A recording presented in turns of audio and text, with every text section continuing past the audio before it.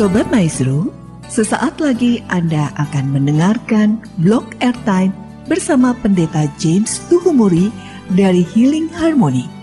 Selamat mendengarkan.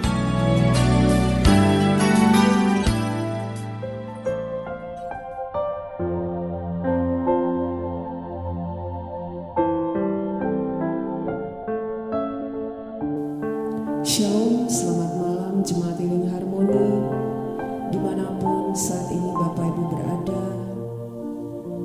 Malam hari ini, tepat di hari Jumat, kita mengingat pengorbanan Tuhan Yesus. Pemberian yang terbesar, pemberian yang indah dari Allah kepada kita, yaitu anaknya yang tunggal. Malam hari ini mari kita angkat hati kita membawa syukur kita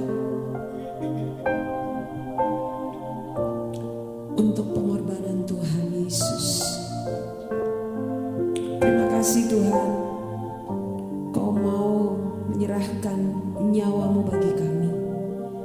Hadiah yang terindah yang Kau berikan bagi kami. Ini pujian kami, ini syukur kami kepadamu Tuhan, untuk kebaikan-Mu yang tidak ternilai itu.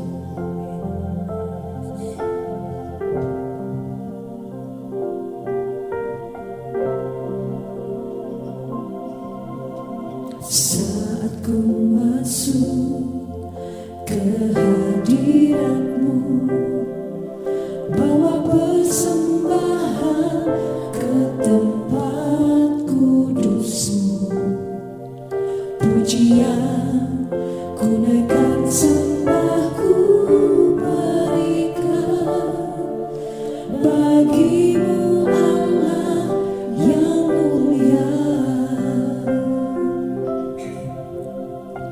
Kau layakkan-Ku menghampiri-Mu, melihat tahta kemuliaan-Mu Tuhan. Pujian ku naikkan, sembahku berikan bagi-Mu Allah yang mulia. Oleh kuasa darah-Mu, Kau telah tebus dosaku. Kekudusan-Mu melingkupiku, kasih-Mu mengalir, memulihkan hidupku. Sungguh besar anugerah-Mu, Kau selamatkan hidupku. Ku menjadi ciptaan yang baru oleh kuasa darah-Mu.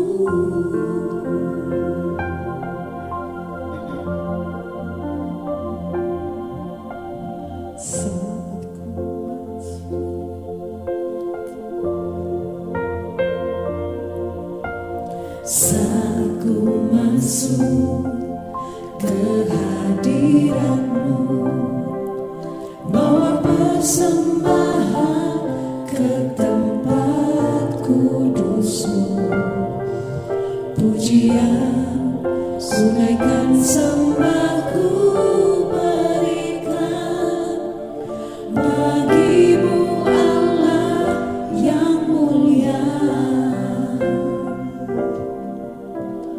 Kau layakkan-Ku menghampiri-Mu, melihat tahta kemuliaan-Mu Tuhan.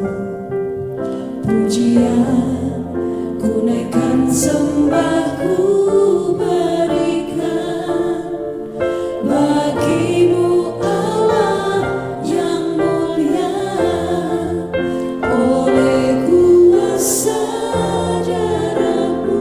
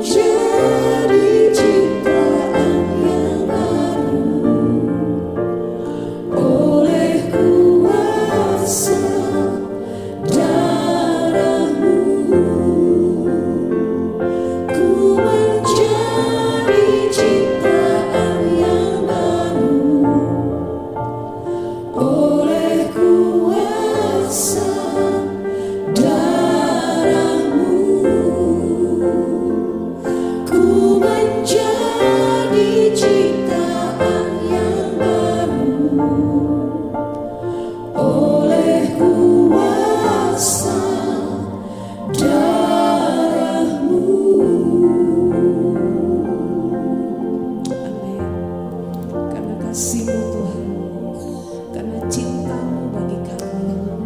Engkau rela mengorbankan nyawamu Tuhan Yesus.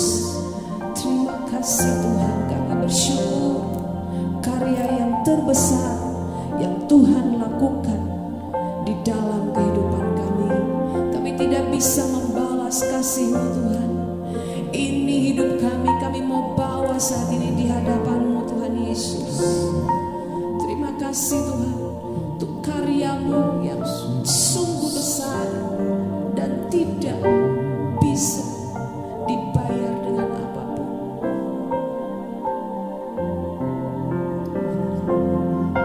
Ini pujian kami Tuhan.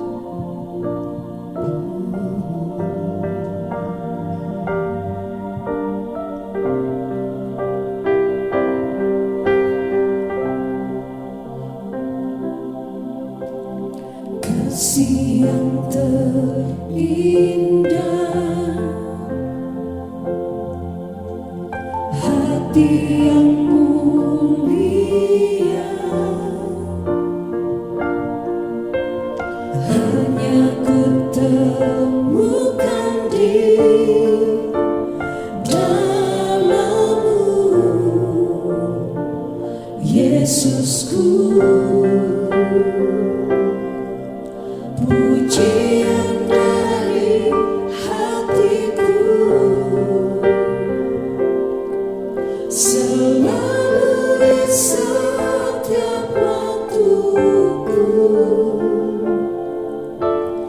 tiada pernah berubah kasih-Mu. Mari nyatakan bersama. Terbesar dalam hidupku, pengorbanan-Mu yang selamatkanku.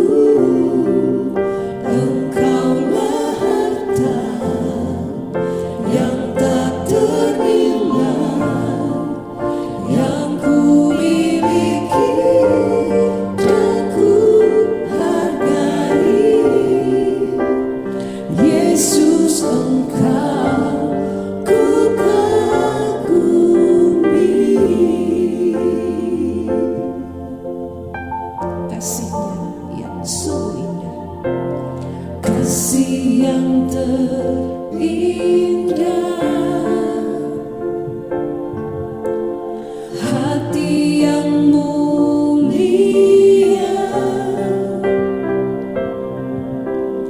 hanya ku temukan di dalam-Mu, Yesusku. Pujian dari hatiku, selalu di setiap waktuku, tiada pernah berubah kasih-Mu. Karya terbesar, karya terbesar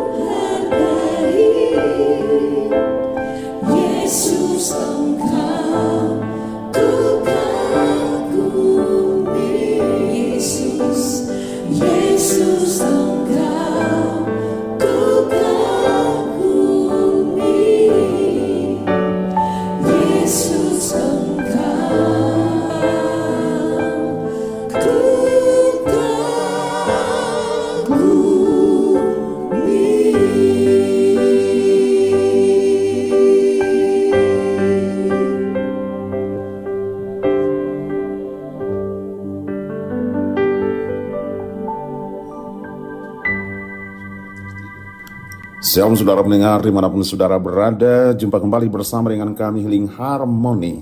Dan baru saja saudara mendengar pujian dari kami Healing Harmony Singers yang berkata, karya terbesar dalam hidupku adalah pengorbananmu yang menyelamatkanku. Dan pengorbanan Yesus Kristus 2000 tahun lalu hari ini kita rayakan di seluruh dunia.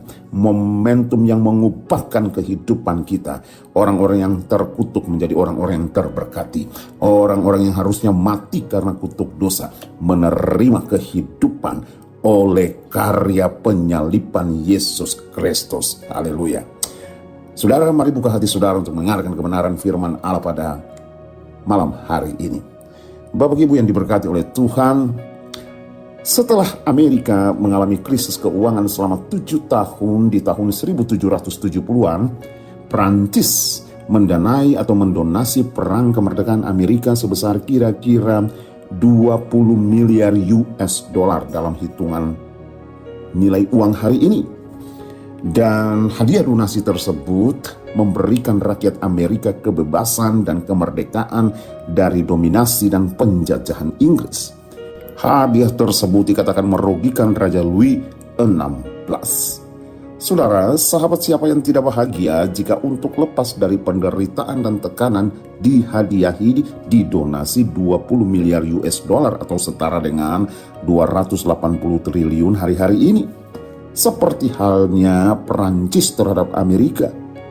Bapak Ibu, hari ini kembali kita mengingat akan momentum rohani, the greatest gift, anugerah terbesar atau pemberian terbesar Allah bagi kita.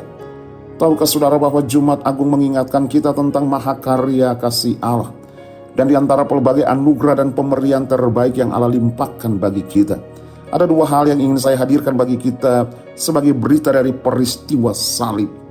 Hal yang pertama, peristiwa salib mengingatkan kita tentang cinta sejati. Saudara, tentunya ada banyak cinta kasih yang kita temukan di dunia ini. Kalau bicara soal cinta, saya rasa semua pendengar pasti akan mengalami indahnya cinta. Saya mau kasih tahu kepada saudara, Alkitab yang kita miliki mulai dari kitab Kejadian sampai dengan Wahyu yang berisikan perintah, ketetapan, janji-janji, berkat, kekekalan, dan lain-lain. Jika itu disatukan, saudara akan menemukan satu tema saja, yaitu Alkitab adalah kitab jatuh cintanya Allah bagi kita. Oleh karena jatuh cintanya bagi kita, ia rela memberikan segala-galanya bagi kita, termasuk hidupnya diberikan bagi kita. Saudara, saya mau katakan bahwa satu-satunya kasih sejati, satu-satunya cinta sejati hanya Anda temukan di dalam Kristus Yesus Tuhan kita. Di dalam Dia kita menemukan cinta yang tidak pernah berakhir, teruji melalui rentangan waktu. Allah telah melibatkan hati dan perasaannya ketika Ia menciptakan saudara dan saya, sehingga Ia tidak rela ketika ciptaan yang dicintanya menjadi milik orang lain.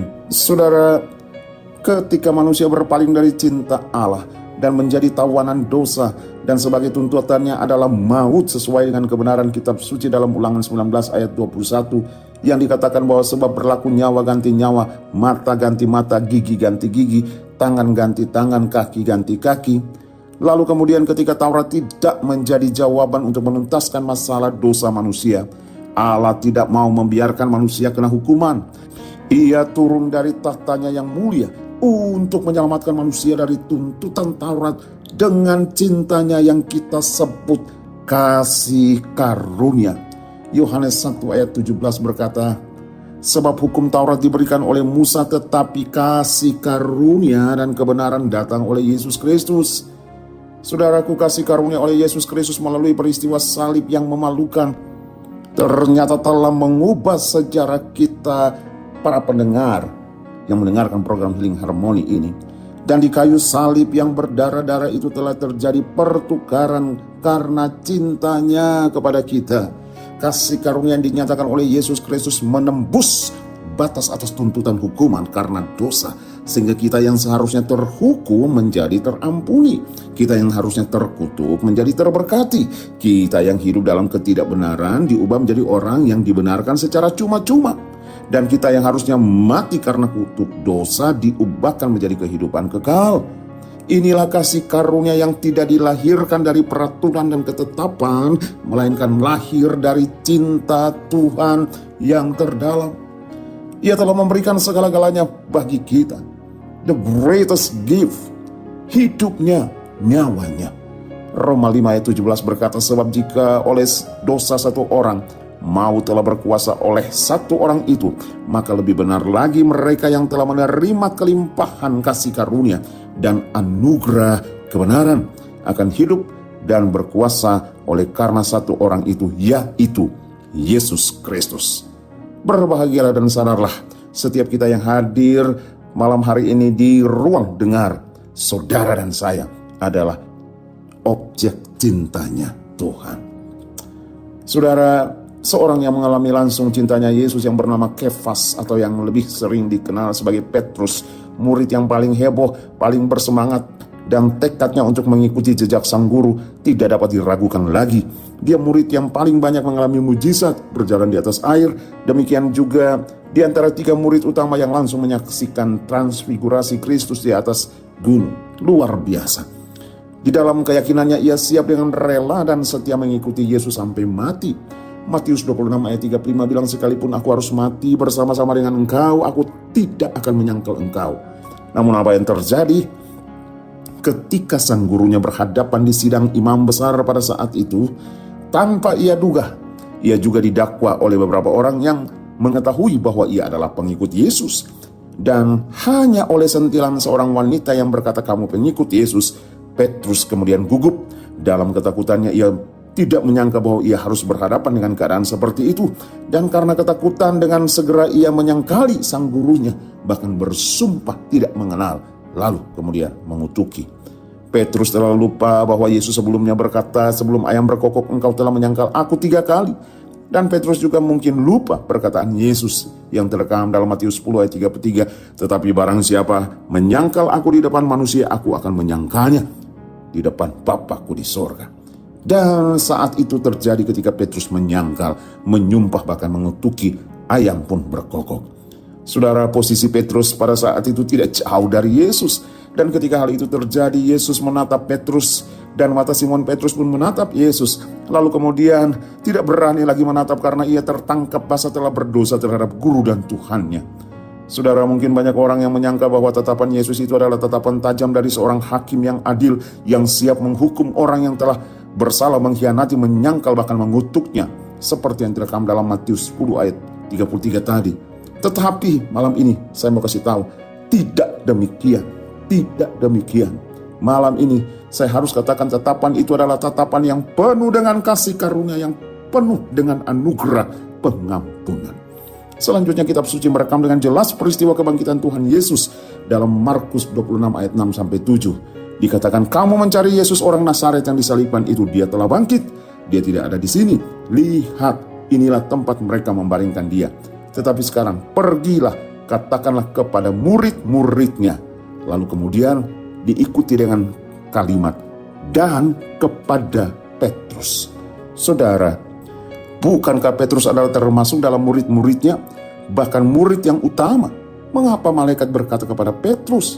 Hari ini saya mau katakan bahwa tidak pernah ada dalam sejarah seorang pemimpin yang dalam perjuangannya telah dikhianati oleh orang kepercayaannya, dan ketika pemimpin tersebut merebut kemenangan, ia tetap masih memberikan kepercayaan kepada orang yang pernah menyangkalnya dan mengkhianatinya. Yang saya tahu tidak pernah terjadi. Yang terjadi adalah pengkhianat, penyangkal, dan pengutuk itu mestinya menerima hukuman. Namun dengar baik, ini yang dilakukan Yesus kepada Petrus dalam Yohanes 21 ayat 17. Dengan suara yang lembut penuh cinta itu sampai 3 kali bertanya, Simon, apakah engkau mengasihi aku?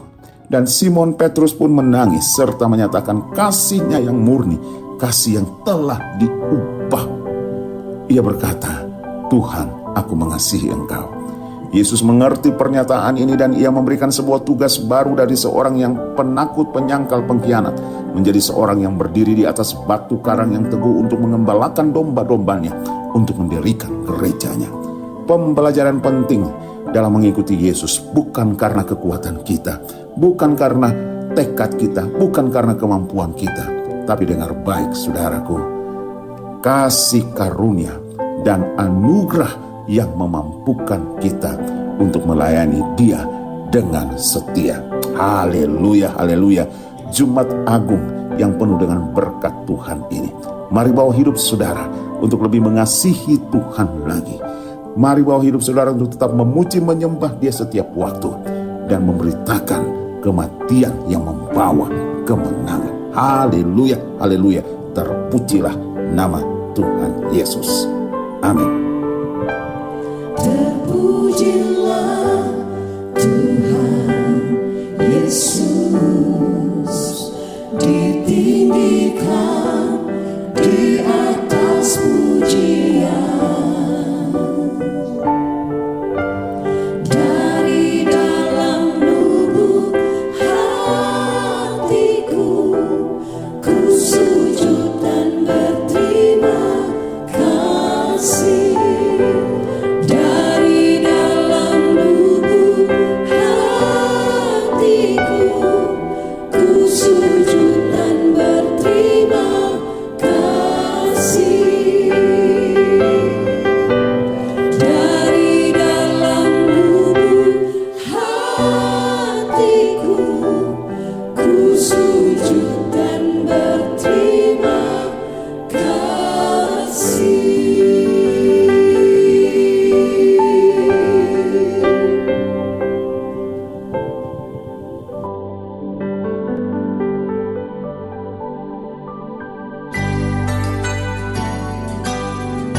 Sobat Maestro, Anda baru saja mendengarkan Blog Airtime bersama Pendeta James Tuhumuri dari Healing Harmony.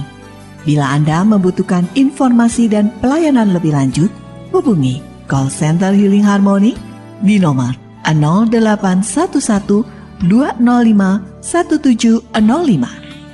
Terima kasih atas perhatian dan kebersamaan Anda. Tuhan memberkati.